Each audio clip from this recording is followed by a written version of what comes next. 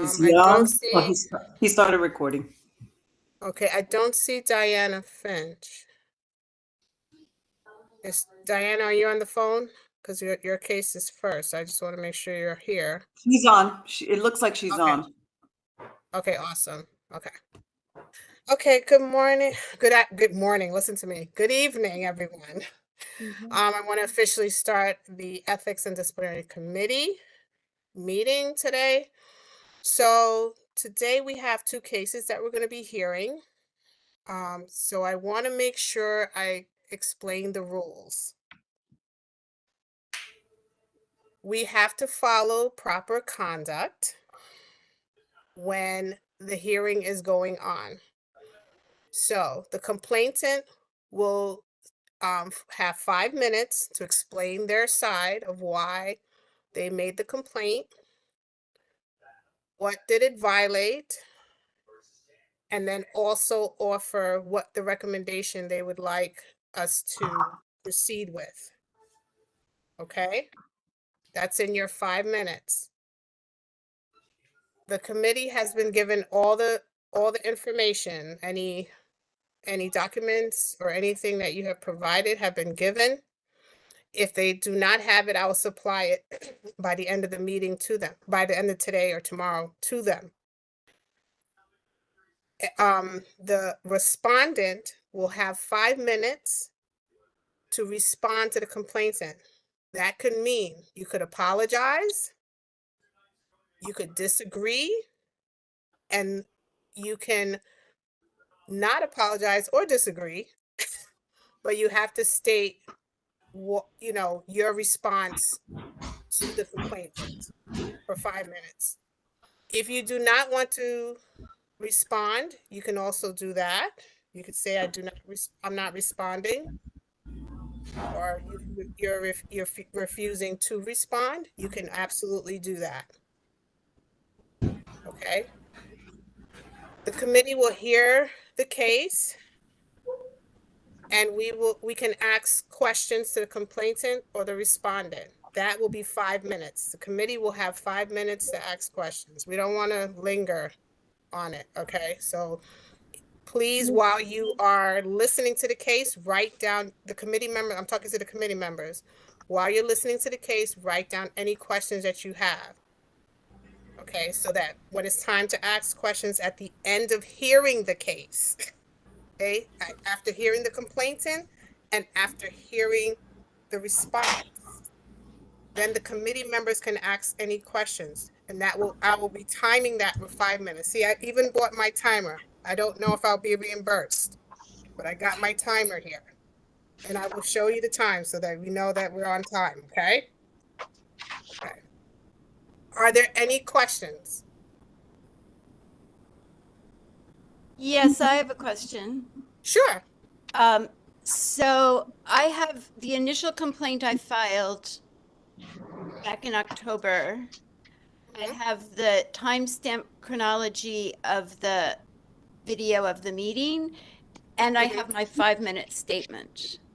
So I'm going on the understanding that the committee has received my complaint and they've received the time-stamped chronology a week ago as you requested, so that you have those materials already and I don't need to go over those materials or incorporate them in my 5-minute statement. That's correct. Okay. That's correct. Any documentation has been given to the committee. I am responsible to the committee members. If they did not get it or didn't read it or anything like that, I will make sure that they have it. Okay, and my initial complaint included the code of conduct as it was at the time. So I'm not going to read the code of conduct over again.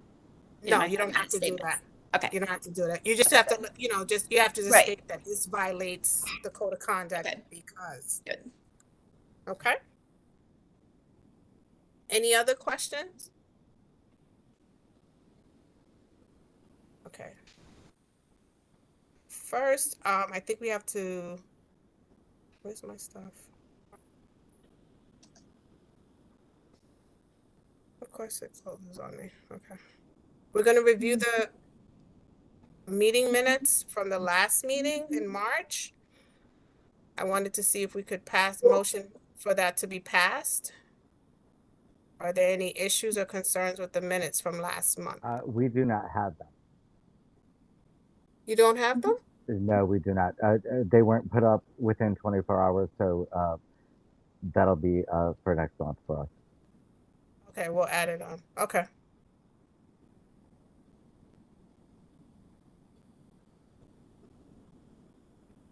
Okay, so now we're going to start the hearing for case 102. We're going to start with the complainant, Diana Finch. She will have 5 minutes to state her issue and concern. And the respondent is Al D'Angelo. Okay? Ready? Okay, wait. Is Yeah, the sure. respondent also Bernadette Ferrara? I name her in my complaint. I'm here. I haven't seen the complaint. I haven't seen any video material, Okay. but I'm here. Okay. This is Right, true. and And Bernadette, I'm sorry. Yes, I'm sorry. Okay. And Bernadette. I do have that. I apologize. Okay. I'm sorry, just to let everybody know, everybody was sent a copy of the complaint, and anybody can see the video on YouTube. If you haven't received it and you want it, I can send it to you. Okay. But please, and that's another thing. If you have a case, if you get an email about a case and you don't have information, please contact me. That's what I'm here for. I'm here to be your customer service. I'm here to give you the information that you need for your case. That's what my job is. Okay? So if you get a complaint, if someone does a complaint towards you, please email me, call me, and say, hey, can you give me a copy of the complaint? If it's not anonymous, I can give it to you.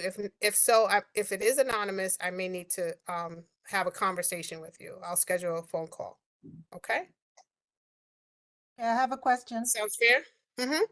I was not aware that I was named in this complaint because I was focusing on my complaint, so I'm not apprised of what it is, but I don't want to hold up the committee.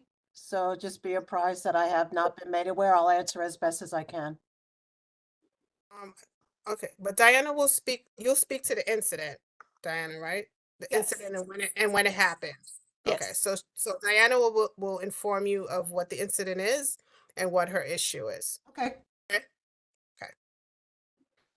Any other questions? Because this is our first time. So Diana, you're my first ever case. So this is a very special time. Okay, so Yes. please, everyone, be respectful. As I said, I will be enforcing the conduct rules.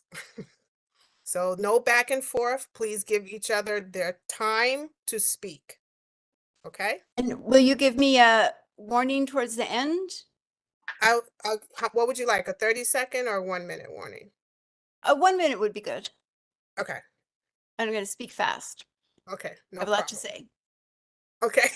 Okay. No problem. No problem. Okay. So are there any questions before we start? Okay. So again, I'm going to say, please respect the conduct rules and please allow people to speak. Okay. Ready? Yes. Go ahead. I've submitted a time-stamped chronology of Michael Kess's 2-hour, 16-minute video of the Just Home hearing, shot from in front of the stage. My complaint is fully supported by the irrefutable evidence in this full-length uncut video. I remember what high hopes I'd had for the CB11 hearing after the debacle of the Morris Park Association-sponsored meeting at Maestro's. The CB11 hearing would be hosted in an auditorium on the Jacoby campus and run by the board, which had a set procedure with registered timed speakers and a decent code of conduct. Watching the full video was a re-traumatizing reminder of how wrong I'd been. I don't think many people have had the experience I and the others who spoke in favor of Just Home had. A full auditorium of hundreds of people screaming obscenities and threats at you, booing and shouting so loudly no one can hear what you're saying even though you're using a mic. Of seeing at least half the room turn their backs and walk out on you. Some board members were present for some or all of the meeting. Others did not attend, some out of concern for their own safety and well-being. Board members may also have seen another video shot from the audience, but personal memory and cell phone video are no substitute for a full-length video made with professional equipment and sound quality. I found something to mention in almost every minute of the video, including things I hadn't noticed at the time, such as Jeremy Warnicki conferring with Jacoby's Assistant Director of Communications, then texting, and minutes later, the Jacoby police arrive to stand protectively by the speaker's podium near the Fortune Society and CHS reps, watching the audience closely. If the point of the hearing, stated several times, was for the board to hear from the public, what the board heard were threats, unsubstantiated allegations, exaggerated fears, and hateful remarks by people who did not show any respect for those who held different opinions that for several speakers were based on hard-won lived experience. The larger effect on the community the board serves has been to divide us, to give the impression that CB11 is an angry, intolerant, rude, and fear-based community, and to make everyone, including our elected officials, who might think that Just Home is a program that deserves some consideration, feel threatened, intimidated, and dissuade them from saying anything publicly. Roderick Compass from Queens rants for at least 15 minutes. Wait, sorry. That's okay. I have a little time. I'm in the wrong version. I'm sorry. Do you need me to pause the time? Yes, please. Okay. Oh dear. That's okay. Take your time. Okay.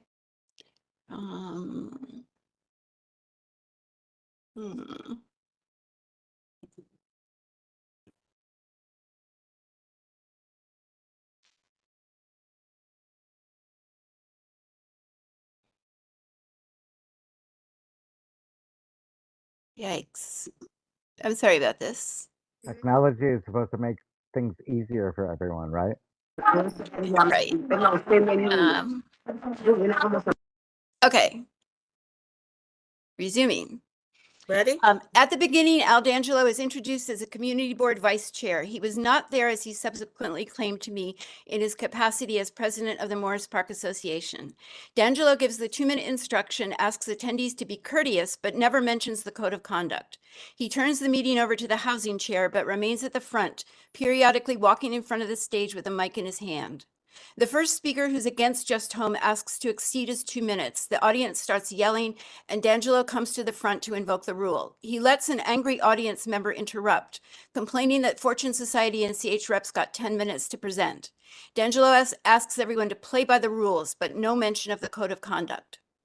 D'Angelo makes no mention to intervene when Roderick Compass from Queens rants for at least 15 minutes, telling a long, unclear story of allegations against the Fortune Society for placing a tenant from hell in his house who's not evicted during the pandemic, that escalates somehow into accusations against Congressman Gregory Meeks and Senator Schumer for interfering with his wife's immigration proceedings, which led to her being assaulted, even raped, by several men.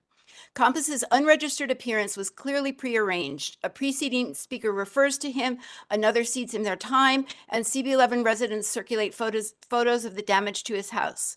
D'Angelo walks to the front, claps for Compass, puts his hand on his shoulder, even allows Compass, after he's finally left the podium, to take the mic again and yell from the other side of the stage that the Black Fortune Society reps are liars, deceitful, diabolical animals.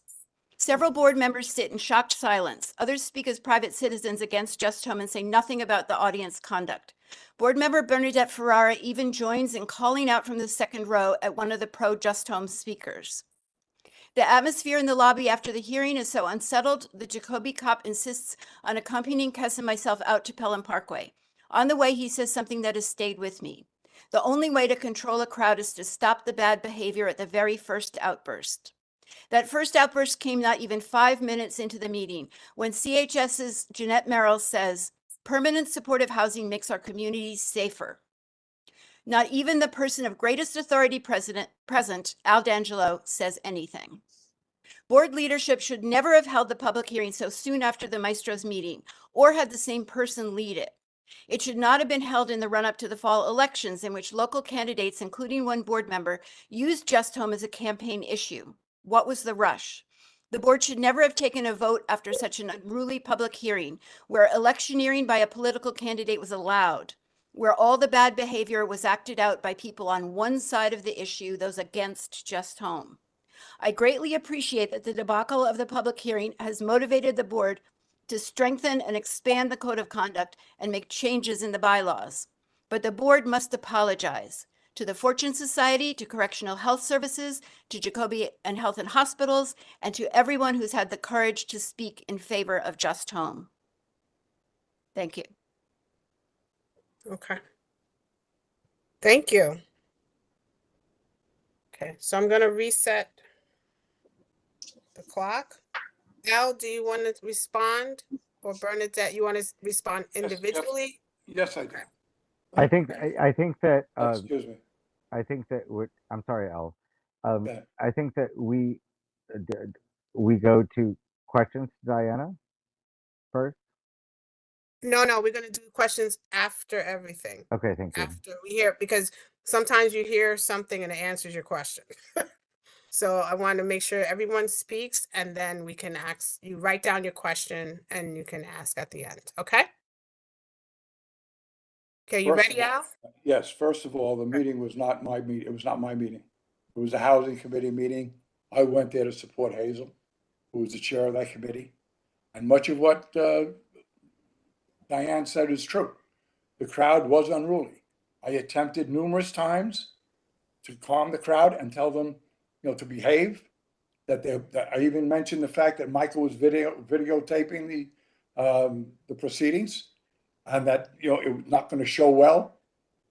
I tried numerous times to do that. I was introduced as chair of Community Board 11. I was not there in that capacity. I was there as a member of the Morris Park Community Association, and I went there to support Hazel. The reason I spoke at all is because I felt most of the people in the community knew who I was. And I was hoping that they would listen to me.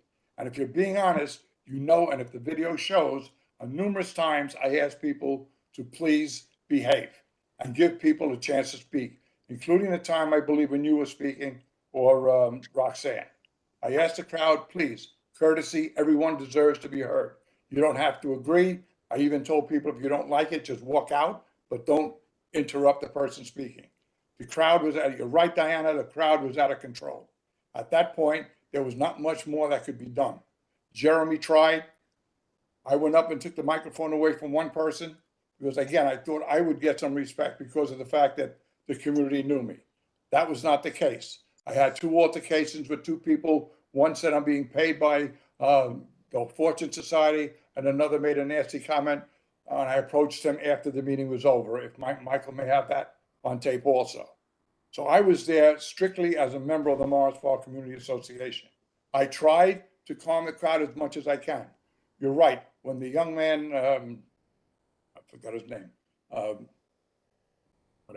when he got up to speak, at that point, the crowd was so riled up that there was no way to stop him from speaking.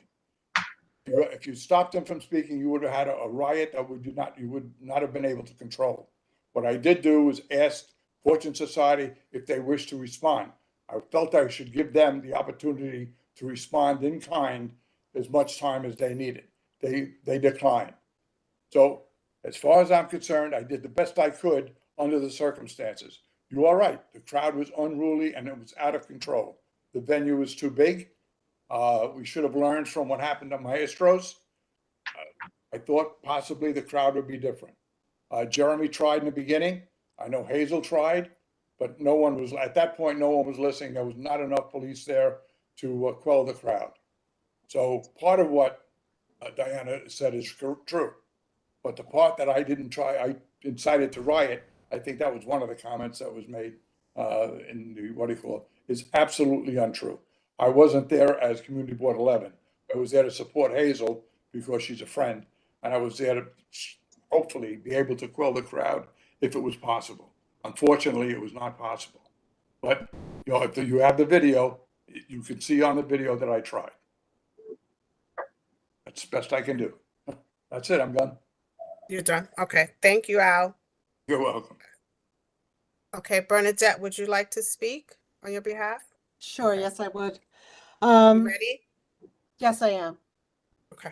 Okay, first of all, this was a public hearing coming out of the Housing Committee.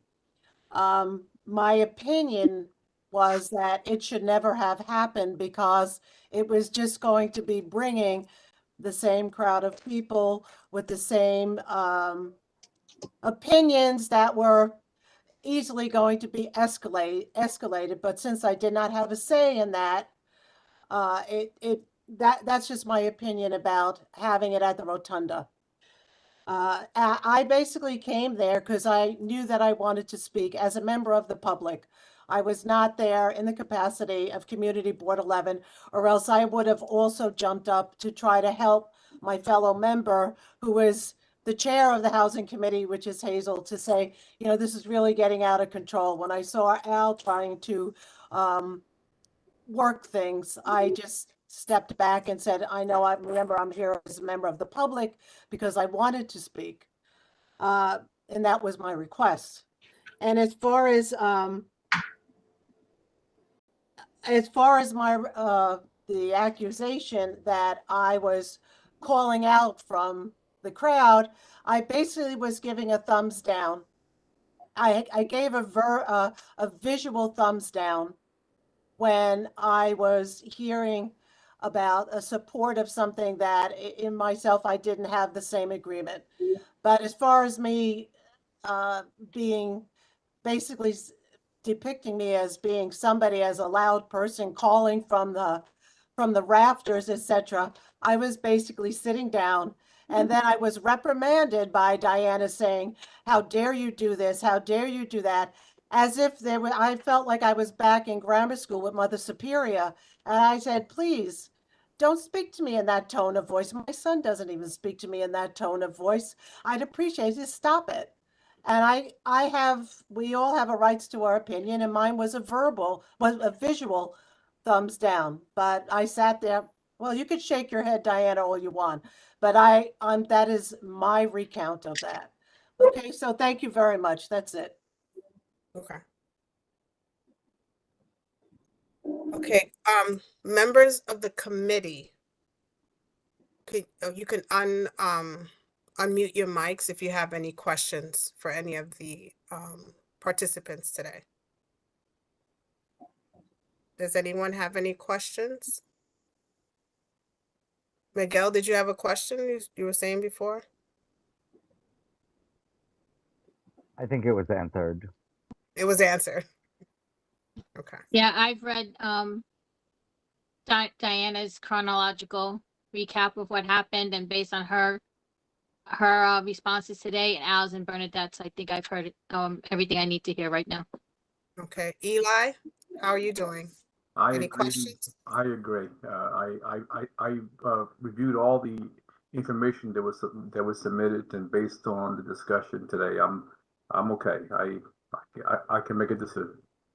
Awesome. Okay. So after the meeting, I will send an e-vote and you can fill that out.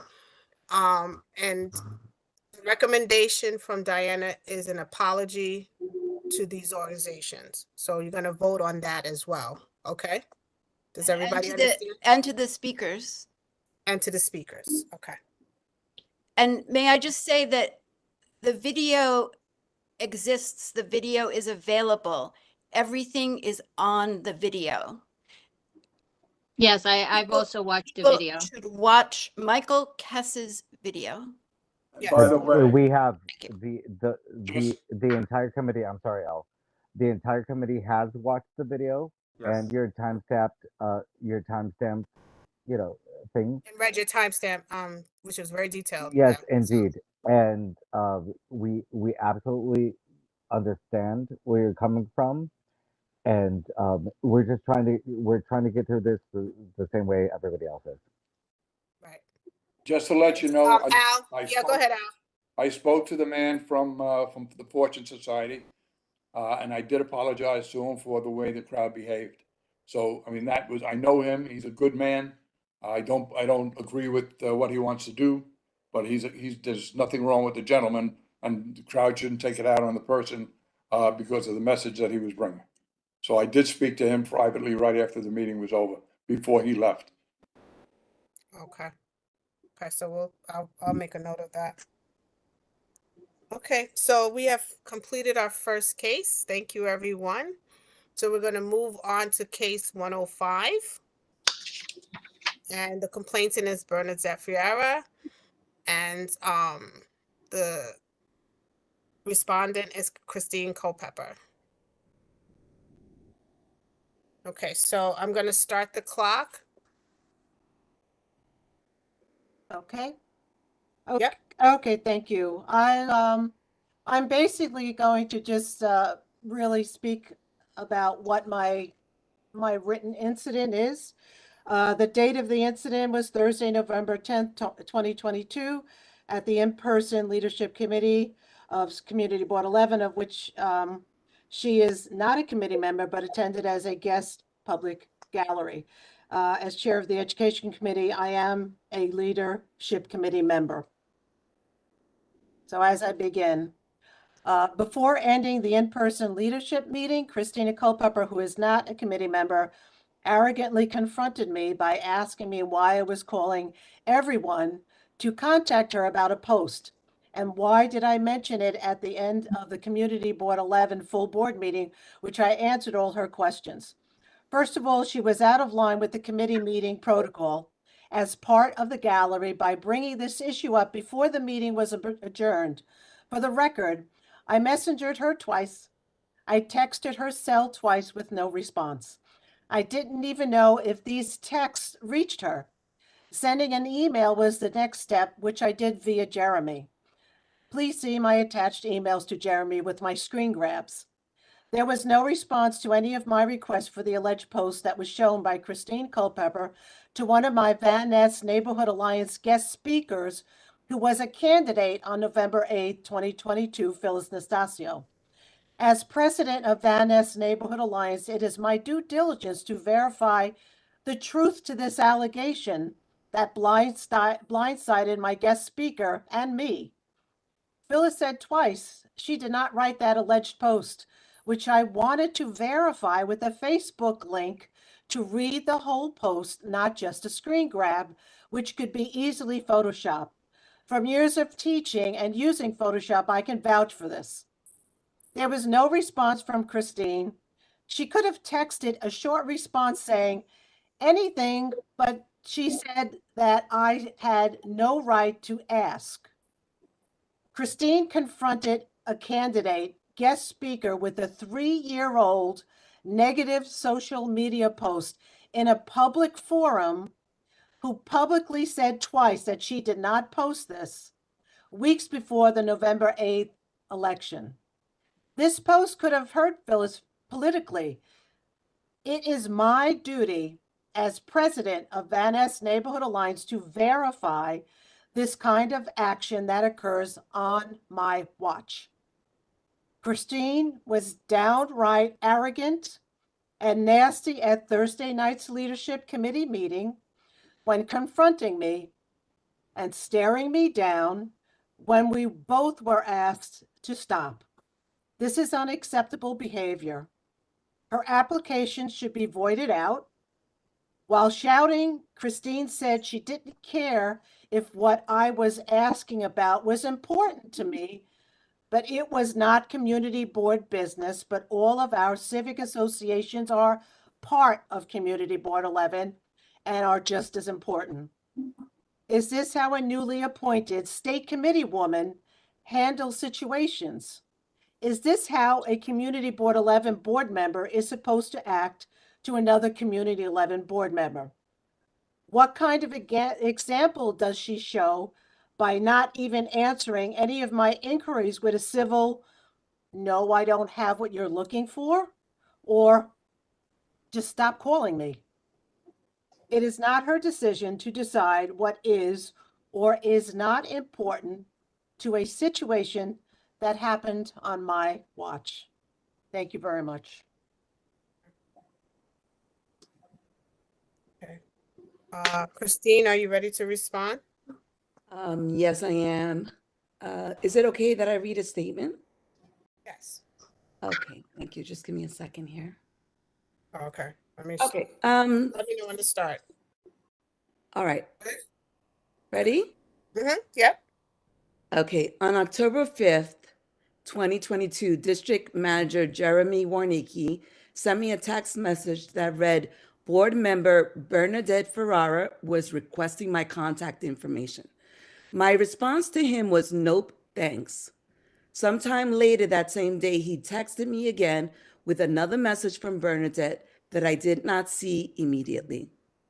About a couple of days later, after reading that second message, I spoke with Jeremy and I explained that I did not want to be contacted while on vacation, and especially about matters that had nothing to do with CB11 business. Ms. Ferrara was requesting a link to a Facebook comment made by a board member, Phyllis Nastasio, who at the time was running for an assembly seat and who Ms. Ferrara was helping to campaign. Ms. Ferrara's behavior became increasingly disturbing. She proceeded to attempt to contact me via Facebook Messenger, even though we are not Facebook friends, and after calling several community members and mutual friends who would not give her my number, she finally did get access to it somehow. By this time, she was completely aware that I was vacationing, but that did not matter to her. Ms. Ferrara continued to harass me, calling me and texting me many times. And when I did not respond to her, she again requested that a paid staff person, Mr. Warnicki, email me her demands with screenshots of her various attempts at contacting me throughout my vacation in Chile with my family. This led me to blocking her on my phone and Facebook. Upon my return to New York City in November, several board members brought to my attention that Ms. Ferrara, at separate committee meetings, including the full board meeting in October, evoked my name and wanted it on record that she had made several attempts to contact me about political matters unrelated to Community Board 11. And I have witnesses who were at those meetings. Malcolm Gray is one of them. I don't know if he wants to speak at this point, or we can, ask him later. Naomi? Yeah. If you wanted to use some of your minutes, yeah, that's fine. Malcolm, do you want to speak? Well, actually, let me just finish my statement quickly, and if we have any time, we'll go to the witnesses. Okay, sounds good. Thank you. At November's leadership meeting that both she and I attended in person, there was in fact an exchange of opinions between us about what transpired. I did express that her behavior was very inappropriate and that I did not appreciate her intruding on my family time, especially since the matter she was carrying on about and using a paid CB11 staff member to do is electioneering. But at no time did I make any obscene remarks, gestures, or yell as she falsely claims. And I have another witness to this, Cynthia Rodriguez, who's also on the meeting today. This was and continues to be a political question, one that has no business in community boards in community boards. Electioneering is a clear violation of our bylaws. Ms. Ferrara uses her influence and her perceived power to attempt to intimidate or silence board members on a constant basis. Her behavior has become so concerning that a complaint was filed recently with the Bronx Borough President's Office by at least one community member for abuse of power after she appointed him to our housing committee and then removed him 2 days later because he refused to remove a political post on his own Facebook page. These are examples of what Ms. Ferrara will do when she feels challenged by another board member. Ms. Ferrara is making a mockery of this process by filing this complaint when there is a more serious matter before her that she has gone to great lengths to keep quiet, ignore, or defend. It is clear to me that there are several reasons why Ms. Ferrara pursued this complaint against me. Currently, I'm a judicial delegate candidate for City Council Member Marjorie Velasquez, and not coincidentally, Bernadette Ferrara is challenging Ms. Vasquez for the Democratic nomination. I testified in favor of the Bruckner upzoning. She is against it. and has made it a talking point of her political platform. I voted no to send a letter that would end conversations with Just Homes about their proposal, leaving many community members' questions unanswered. She is against the Just Home initiative and it is another political talking point of her campaign. And I voted against her Christine, you for have 30 chair. seconds. Thank you. I doubt very much that someone who says things like, and I quote, "I will be punching the lights out of Marjorie Velasquez on the campaign trail," or yells at speakers during town hall meetings like she did at Jacoby, is alarmed by any comments made by me. This is retaliation and harassment, both which are a breach of city charter rules. I appreciate everyone's time and thank you for the opportunity to speak. Thank you. Okay, so this will be a first timer with witnesses. So Malcolm and Cynthia, do you agree to speak today? Yeah, I'm fine with it. Okay, so you guys will have a minute and a half each. Yeah. And you have to speak and no one please interrupt them. Okay. Malcolm, go ahead. Awesome. Thank you, Naomi. Yeah. So I was aware that Christine was on vacation during that month of October. And it was during our full board meeting in October. Bernadette actually made it new business to address a new community board business to address that the post regarding Phyllis. And she was where she was calling for she wanted to bring to attention the post that Christina apparently brought up during the Van Ness meeting. And I did see some of the text messages also that was sent where some of the things that she was using community board resources to contact Christine on that post. And it was kind of concerning because it seemed as if it was electioneering, as it wasn't community board business, and it was mostly on political matters, had nothing to do with the community board at all. Okay. All right. Thank you for your statement. Cynthia, do you want to speak? Sure. I'll say something briefly. I think as far as the characterization of Christine's behavior at that leadership committee meeting in November, I was present via WebEx and I did watch the meeting. And I was actually quite confused when I heard characterizations of Christine basically sounding unhinged and combative, because that is not what I saw when I saw the video. I saw somebody, assertively saying, listen, I didn't appreciate this.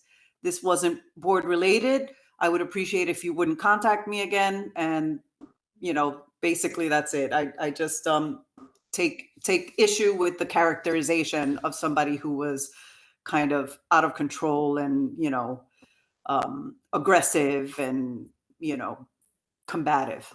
Thank you. Okay. Thank you. Okay. So, Bernadette, did you just in fact say that both of you were asked to be quiet? Yes, by Sergeant of Arms. Okay. any other questions from the committee members? So I have a question, Bernadette. What is your recommendation? Well, my recommendation is an apology for Christine. I was the recipient of the behavior. Apology to you. Okay. Apology to me. And my other recommendation is basically to have her suspended for 2 months to not to come to participate in any of the committee meetings. That's my recommendation. I have a question for Bernadette. Who is speaking? This is Ellie. Eli. Ellie. Yes, thank you. Bernadette, were you informed that Christine was on vacation? I found out after I sent 2 text messages, and after I had no response, I sent And I have them right here. That was information. So I did have the screen grabs and 2 messages to, by messenger. And after that, I asked Jeremy and I said, I don't know why I'm not getting a response. I just want to know if she has it so I could either move on or look for it or, you know, I at that point I would have, all I needed was a screen grab. That's it. And he says, you know, I think she's on vacation. I said, okay. I said, just send her an email with my screen grabs just to see that what I'm trying to reach her for. That was it. So if, And that's when, after that, I didn't contact her. I just asked Jeremy to send an email because I didn't have her email address. so it was Jeremy who informed you that he was on vacation? Yeah. Thank you. Okay, Miguel, you have another question? I do. Bernadette, so if I'm to understand this correctly, you used Jeremy to get to Christine. Right. After I tried to do it just by myself, just try to contact her to get the screen grab so I can follow through and do my due diligence. And she was not the first person I'd Or an asked. issue that was not Community Board 11 business. No, it wasn't Community Board 11 business. What it was is a situation that happened on my watch as president of Van Ness Neighborhood Alliance during a guest speaker's speaking. There But were it would 2 not be the purview of the Bronx Community Board 11 Ethics and Disciplinary Committee. honestly, the only person I didn't, if Christina was not a board member, I would have had to find out a different way of getting a hold of her just to find out, just to get a copy of the screen grab. But you could message I her would on have had, Facebook, and you did, and she blocked you. I use Facebook because she was on I just want Facebook. the facts to be clear. Yeah, I basically used whatever, I used a connection, which is a fellow board member to find, just to basically connect with and say, can you please just give me a screen grab? That was it. Thank you. Okay. I have a Al? question for Christine. Oh, sorry, Veronica. Go ahead. Al, I see your hand. Okay, I just want you to know. Go ahead. Go ahead, I Veronica. just say the committee does have access to the videotape of the meeting, correct?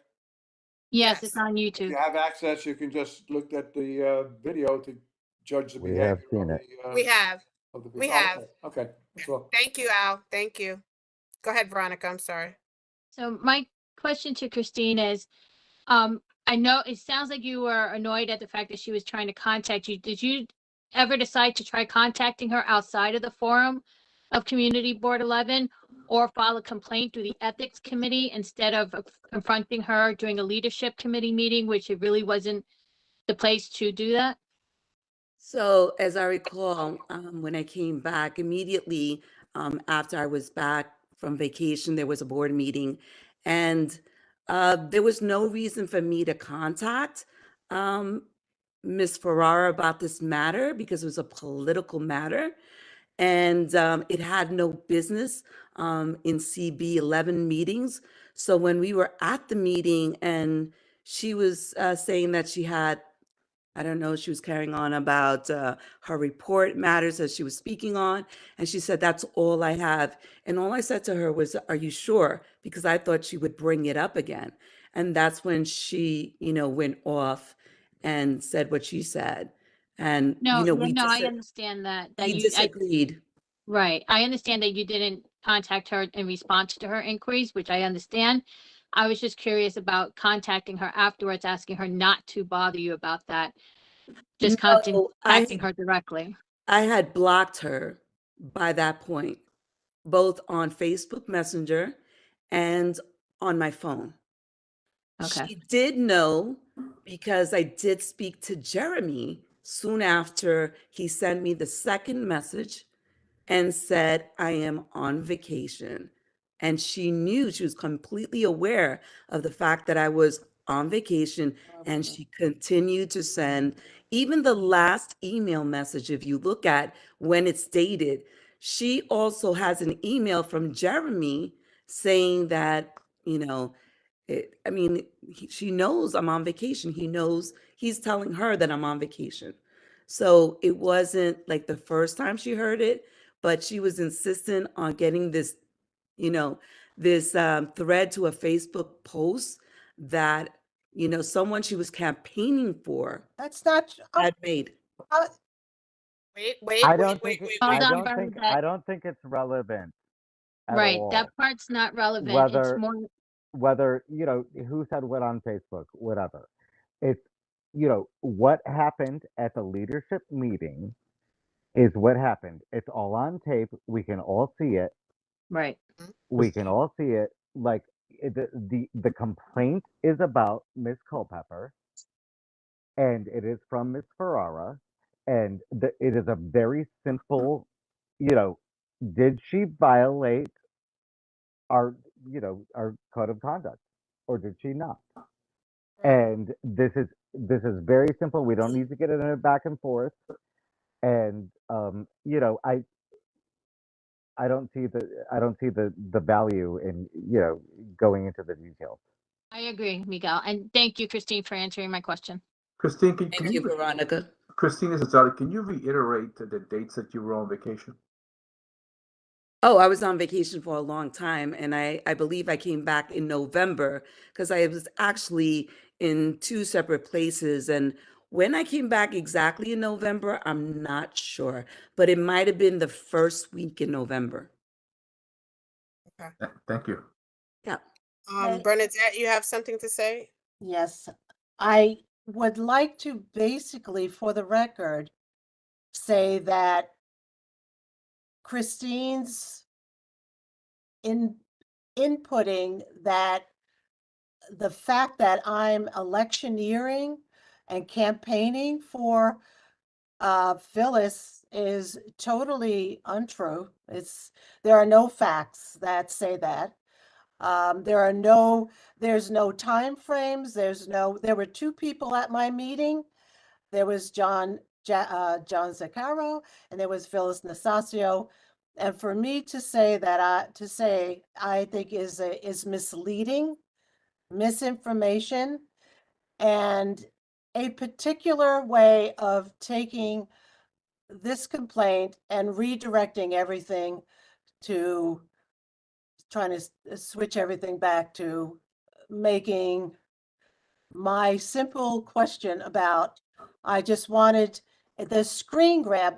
And please understand, and if you look, my ask was for the screen grab, not for the Facebook link, because that was my due diligence to go back and look for the whole post and to find the whole thread. That's all I was asking. And to bring in her opinion that I was electioneering and to actually add to my misconduct is inappropriate, and I take offense to false accusations. That's for the record. Okay. Any other Naomi, questions? Yes. um, if I may say, our purview is not whether or not somebody said this or said that, or with electioneering for this or that. Our job as the ethics and disciplinary committee is to figure out if somebody There are violated the violations. ethics of our committee. And That's so correct. you have to understand that for us, it comes down to the facts. Did anybody do something that is against? I mean, I literally wrote them, so I know how it goes. But at the time, it was different. However, I don't see where you have a valid ethics complaint, and I want you to explain to me how you do. Is that your question, Miguel? Because, That is. okay. Is that question for me, for my complaint? Yes, ma'am. Okay. My complaint was Why would because it be our purview? that's a good question. Because it's a fellow board member, and the board member was I was asking a question to a fellow board member, which I would think asking a question or just basically saying, please just give me the screen grab was, you know, I'm trying to contact somebody and asking them, and because it is a fellow board member. But making it a matter of board business. It's because it's a board person. It's a board member. I was trying to not make it a complaint, but I was basically crucified for asking to have some, I was asking a board member for a question for a screen grab, and then that person just basically was like, well, how dare you ask me for anything? The question, I think that what escapes me is why you would use Jeremy Because it happened, because, because he's a paid staff member of the board. well, because why would you I tried to do it on my own, Val. I sent by messenger and I sent by text message. So there were two things that I already had tried to just get a response. If a person had said, look, leave me alone, I don't have it, I was like, okay, fine, but I didn't get a response. So how do I know if the message even got through? How do I know if the text message got through? How do I know if the message, I really don't know. There was no response.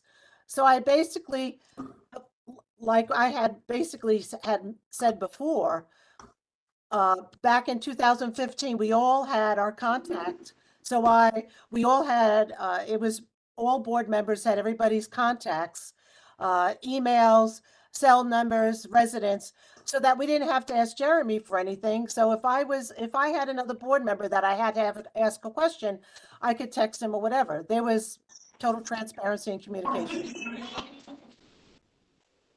And then I didn't have any other recourse but to say, Jeremy, can you just get this to see it if seems to me that you use that avenue because you knew you could. it was one board member to the other. Miguel, what is that? I'm sorry, what does that have to do with the complaint though? She's already said that she used Jeremy, and Christine said that she used Jeremy. I'm not sure how that has to do with the complaint. Again, it has to do with, you know, the means of going about it. At some point, you know, I've been, as everybody knows, I'm in the middle of Tinkergate. You know, like getting harassed by anyone, you know, is troubling. And so, you know, I just want to make it, you know, goose gander. All right.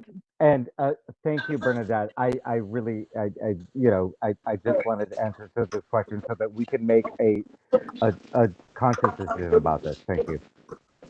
Are there any other questions from the committee members of the Ethics and Disciplinary Committee? Any other questions? Someone is not muted. Stacy Ann, can you please mute your microphone? Thank you. We appreciate it. Are there any other questions from the committee members of the Ethics? Okay, Al, go ahead. I just want to clarify, this has to do with the behavior of a committee member toward another committee member. Is that what you're ruling on? Are you asking me? I'm asking anyone. I don't know. In other words, a complaint is I would imagine you would ask the chair of the Ethics the and behavior of, Committee. in other words, Christine's behavior at a community meeting. Is that the, That's the complaint that we That's a received. complaint. Okay, all right, thank you. I Thanks, just wanted Veronica. to, I just wanted to, thank you. Yes, so understand, it's any ethical issue that's been brought to our attention, any violation of the code of conduct.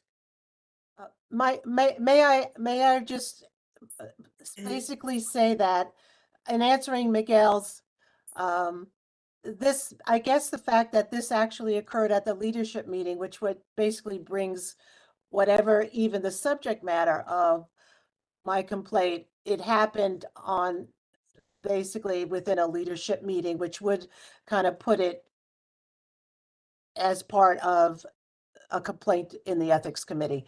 I guess that will be up to the committee members to make the decision, but I just wanted to point that out. I absolutely agree that the conduct is the basis of your complaint. But I did want to, for the record, make sure that it was down that you said that you were both asked to stop.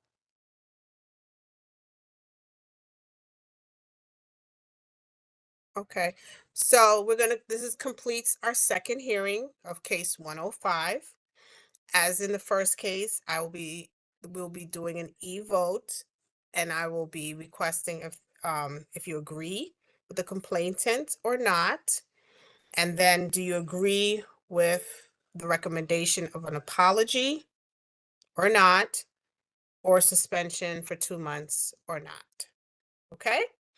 So I hopefully will have that information for the Thursday board meeting, full board meeting. Okay. So now we can move on to the gallery session. We have one person, Charlene. You have 2 minutes.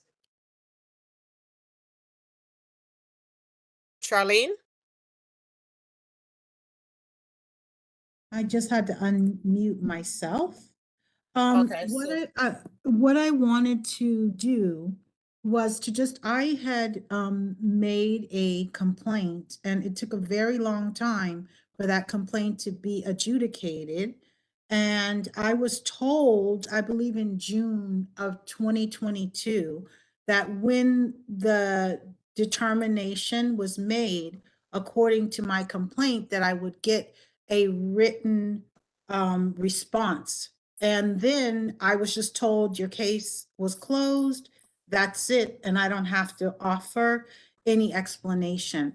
And as a member of the community that has many concerns about the way the community is represented by the board, I just really would appreciate more transparency. And I don't think it's a big ask that if you deny someone's complaint, that you provide a rationale. There are rules, I assume, regarding how decisions are made. And so I don't understand why I would be just told that I can't get an explanation as to why my complaint was not taken up or considered valid. So that was all I had to say. Thank you very much.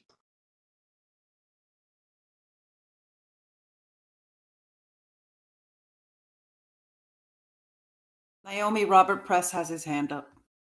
Oh, okay. Thank you for pointing out because I can't see. Go ahead, Robert. Yes, I want to apologize to the Ethics Committee because I too have a complaint in against a board member, which was briefly mentioned during this hearing.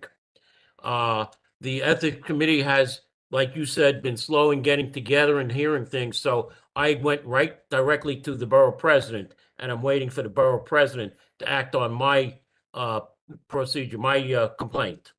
However, as far as this complaint goes, have you read the handbook and the city charter about complaints? Because from what I've read, and you may want to check with the borough president's office, that the board ethics committee cannot hear anything that happened during a board meeting. It must go to the borough president or downtown for a administrative law judge to hear. So I would check into that before you make any decision. And please read the handbook as far as complaints or, this matter in the handbook and in the city charter. That would be my advice to you. So that's it for me. Thank you. Robert, my understanding when it comes to the borough president's office is that whenever we raise an issue with them, they bunt it back to us to see how we would handle it. So basically, if we raise it up to them, it's going to bring more time before we do anything, only to have to come back to our laps for us to resolve it. That's basically what's been happening. And just to add on to Veronica's statement, which is very true, that it goes by our bylaws and how we as a body want to represent this committee. So I understand what you're saying, but I've checked the New York City Charter, I've checked our bylaws, and we are in our rights to formulate this process. Very well. Thank you very much. I'll defer to you then. Bernadette? Sorry. Bernadette, you wanted to speak? Sorry, I forgot to unmute. Yes, I just would like, I would like to ask the committee members to take another look at the video and to look at Mrs. Culpepper's behavior. That's all I am asking. And to also take note that I was made aware after this that a member of the public had looked at the video and actually put a formal complaint with the borough president's office. I did not know that we could ask for witnesses, et cetera, or else I would have had that person here. But I just wanted that to be for the record. Okay, thank you. Diana?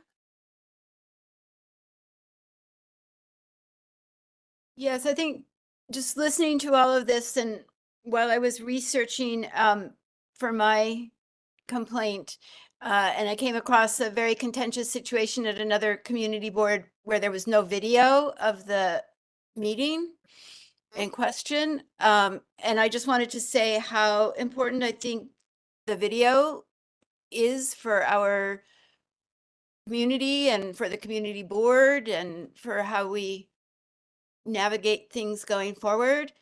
And I Yes. hope that long beyond the end of the pandemic, we retain the videos of all the meetings. You know, in my case, everything's in the video.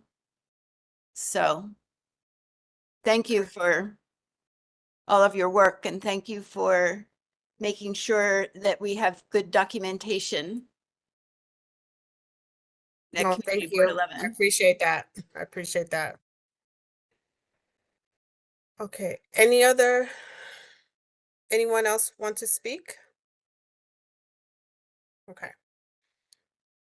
Let me go to the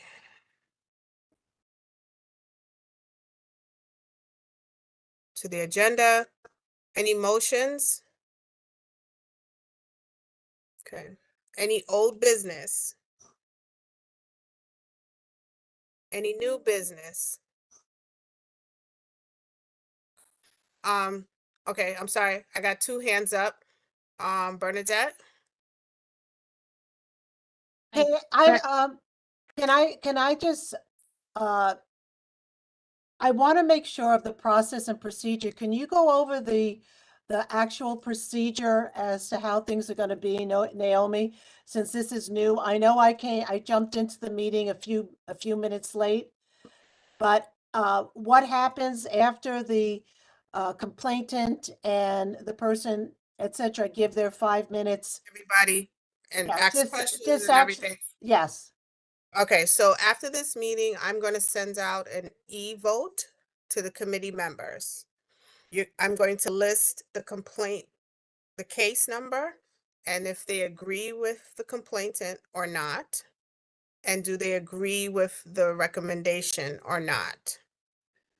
If we do not agree with the recommendation, I will make a formal recommendation. If we do agree with the recommendation, that's the recommendation that will go to the leadership committee. Okay? So What happens at the leadership committee? There's a vote? there should be a vote on what the next steps should be, whether you want, to go forward with our recommendation as like we do with the bylaw committee, if you want to go forward with our recommendation or not. That'll be up to you guys. And Naomi, the committee won't have any discussion amongst ourselves about it before we vote? If you want to do that, we can do that. but usually we don't, because you have all the evidence in front of you. I'd rather you tell me what your thought, what Okay. your vote is. If Okay, that that's makes fine. sense what I'm saying. Yeah, because you have your thoughts on what you read and all the evidence, and I'd rather that answer. Sorry, guys, my phone died. I think it's just more authentic that way. Yeah. Can you guys hear me? Yes, Miguel. Yeah, You got knocked. sorry, You got knocked out. I got knocked out. Yeah. Okay. What did I miss? That I can't tell you all right now because we're in process. I will Sure, give you a but call as far afterwards. as far as process goes, Yes. like when we so we're Naomi will send us the link to vote, and the idea is to keep this all out in the open. Right. We're trying not to go into executive session, um, Right. because that belies transparency. Right. And so We don't want anyone to feel that we're being biased. We want people to Certainly. think on their own, to say, look at the evidence. You heard the statements today and make your own conclusion. I don't want to impress, well, this and that and change people's mind. I want you to think about it yourself and come to your conclusion. I think that's more authentic. Yeah, and less bias. Yeah, because we have to be careful in ethics to be as non-biased as possible. Bernadette has her hand up. I'm sorry. Yeah, go ahead, Bernadette. My last question, because this is all a new process. So when the question, Absolutely. yeah, and it's important. Maybe the question that I ask is on somebody else's mind, etc. But Yeah. it's important to ask the question so that we all are. The process and procedure is important. So if myself, I have a complaint, the person that the complaint was against. If either one of us wanted to be, is there an option for either one of us to be a part of the discussion of the resolution? Is that an option? According to our process, Bernadette, from what Naomi and Miguel explained, the discussion is basically the statements that you and the other and Christine as the complainantee, I guess, Yeah. stated. That's what we go on. There's not going to be a discussion amongst the committee members regarding any of this. Okay, I just wanted to know if there was a particular option that could be introduced where, if you wanted to be a part of the process to hear what's going on, just to listen when decisions are being made. But if that's has no purview as far as part of the process and procedure, then I just wanted to ask the question if that was an option. Thank you. Yeah. So, at the leadership committee, when it gets to leadership, you can have, if you want to have those discussions, you're more than welcome to do that. If you want to further discuss what we decided on, you're more than welcome to do that. Okay. Diana? We are simply. I'm sorry, Miguel, 1 second. Diana had Oh, her oh, hand. I see it. Yes, my quick question is, if What's your question? a member of the leadership committee is part of the complaint, do they then recuse themselves from the leadership discussion and vote? Whether they're the complainer or the one complained about?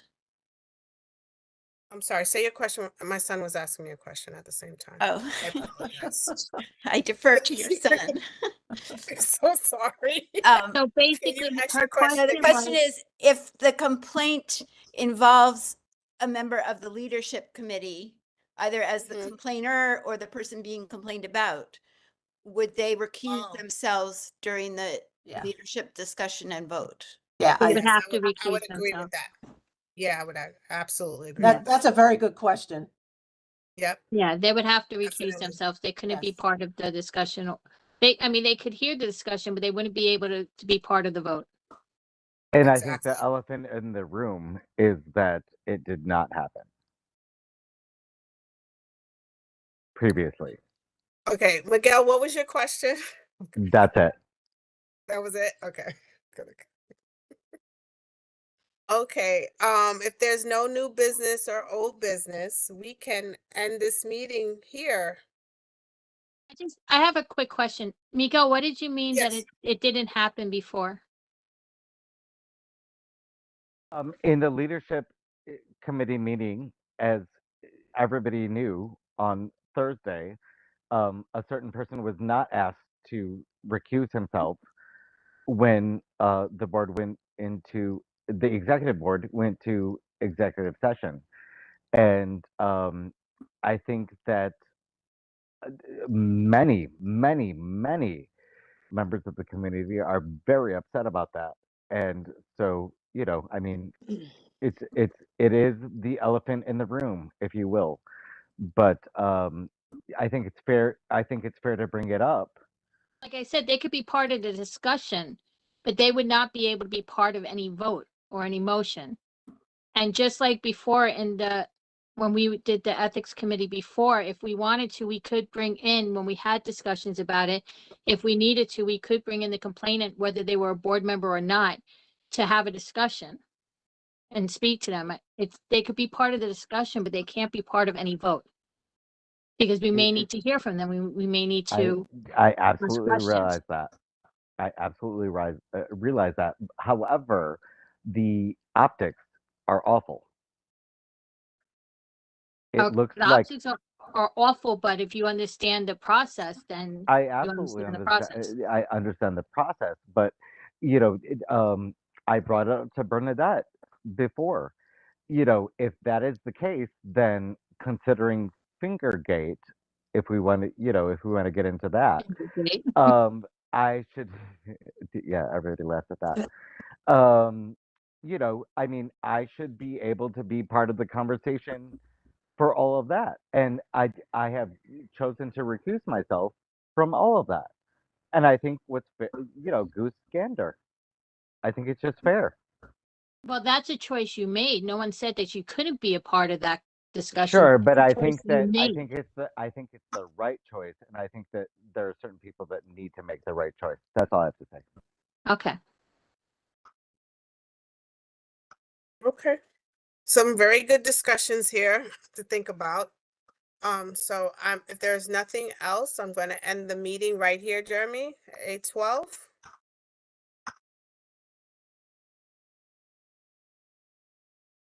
Hang on, Kevin just posted something in the chat. Kevin DeLoya. Okay. Yeah, it's just a statement. That's not a question. Okay. Thank you, Kevin. Okay. Oh, guys. Anything else? I'm going to end the meeting right now at 8:12. Thank you so much. And to the committee members, I'm going to send out the e-vote, and you have until Wednesday evening. I'd say I'll give you Wednesday till midnight to respond. So you can review anything that you need to review. If you have any questions for me, please reach out to me, committee members. Reach out. If you're missing something or you don't understand something, please reach out to me. Okay? Okay. Thank you. Thank you. Have a good night, everyone. Have a right. good night, everybody. Thank you. Thank you, Naomi, and thank you, committee members. Much you. love. Thank you. Much love. Thank you. I Take care. appreciate Peace everyone. out. Thank you.